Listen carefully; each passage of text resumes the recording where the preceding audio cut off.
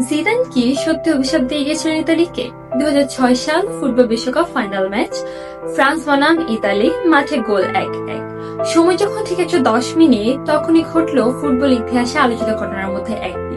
জেনদিন Zidane তার মাথা দিয়ে সজোরে আঘাত করেন মার্কো মাতারাজ্জিকে, লাল কার্ড, এবং সেটি ছিল জিদানের ক্যারিয়ারের শেষ ম্যাচ। তার কিছু মিনিট পরেই পেনাল্টি শুটআউটে ইতালি জিতে নেয় বিশ্বকাপ। ঘটনা এখানে শেষ হতে পারত, কিন্তু এখান থেকে ঘটনা শুরু। কেন 2006 সালের পর থেকে ইতালি আর একবারও বিশ্বকাপ জিততে পারেনি। 2006 সালের পর 2010 সালে ইতালি গ্রুপ বাছাই পর্ব থেকে বাদ পড়ে যায়।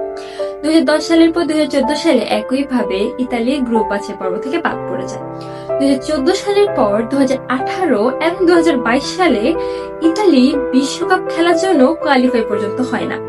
এরপর ভাবুন তো, বিশ্বকাপ ইতিহাসে 4বার বিশ্ব চ্যাম্পিয়ন হয় একটি দল, যারা কিনা শেষ দুটি বিশ্বকাপে বিশ্বকাপ খেলতে পর্যন্ত পারেনি। তাই তো অনেক ফুটবল প্রেমীরা বলে থাকে, জিদান সেদিন মাতারাজ্জিকে হেড মারেননি, বরং তিনি হেড মেরেছিলেন ইতালির বিশ্বকাপ ভাগ্যকে। 2006 সালের পর এখন পর্যন্ত ইতালির কোনো বিশ্বকাপ না জেতা আসলে কি কাকতালীয়, নাকি সেটা জিদানের দেওয়া অভিশাপ?